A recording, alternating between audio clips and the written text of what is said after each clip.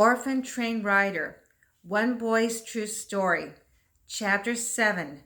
Lee arrives in Texas. As Lee's train continued its journey, his worry increased. How would he ever find his way back to New York? What was going to happen to him and his brothers? As always, whenever the train stopped so that the children could get some exercise, people gathered to watch. After a few days on the train, the matron told the children that there would be stops in several towns. In these towns, people would have a chance to select children. But none of the children was sure what this meant. Lee tried not to think about it. The next day, the train stopped at a town, and instead of being allowed to play, the children were marched to a church and seated on the stage. A crowd of people began to talk to them, touch them, and ask them questions.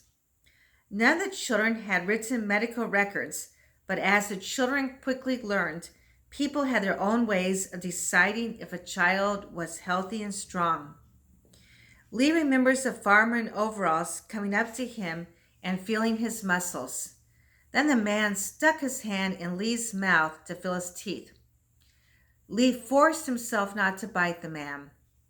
When Lee glared at him, the farmer moved away. That day, Lee saw a small boy in the group being led away from his older brother. The little boy was screaming. I knew that all the family those boys had was each other, Lee says, just like my brothers and me.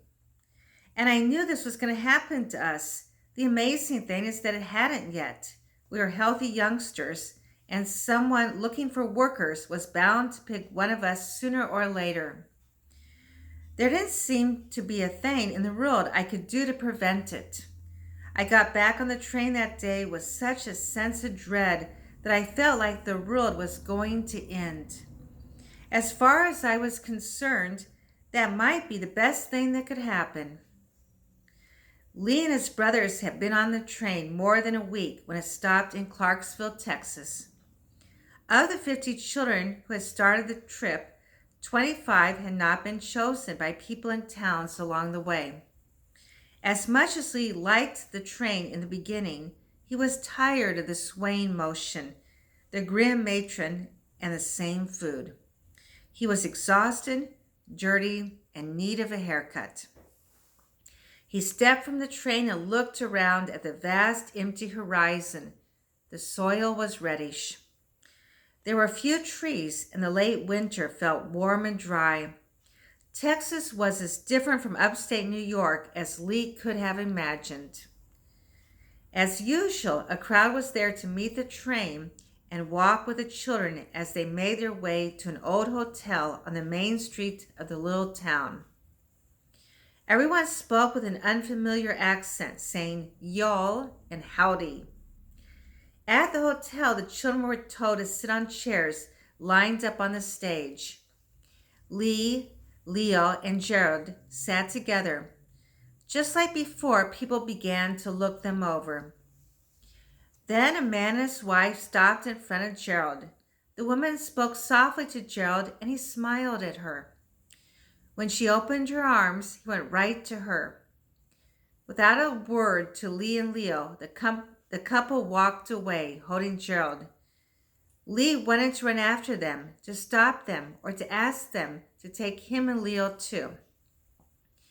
But he knew that the moment he stood up, he would be ordered to sit down. He choked back tears while the couple signed papers in the back of the room. As they started to leave, Gerald realized what was happening and screamed out for Lee and Leo.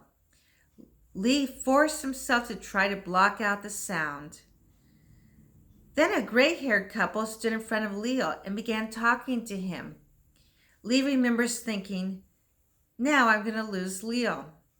And sure enough, the couple asked Leo if he would like to come with them. But this time, something different happened. Leo gazed into the woman's kind face and said, I want my brother to go too. Lee could hardly believe it when the man and woman looked at each other and nodded. They motioned both boys to go with them. The couple told the committee that their last name was Rogers and they had 9 grown children. They had planned to take only one child, but were willing to try both boys. Outside, Leo and Lee climbed into Rogers' Model T Ford. As they drove into the Texas countryside, Lee felt almost hopeful. Jared was gone, but Lee would find them. No strangers were going to raise any of them. They would get back to New York. In the meantime, at least he and Leo were finally off the train and away from the matron. Their brothers were together, and this couple seemed nice. Lee hoped that they would get good food to eat at the Rogers house. He was sick of sandwiches and fruit. And this concludes Chapter 7 of Orphan Train Rider.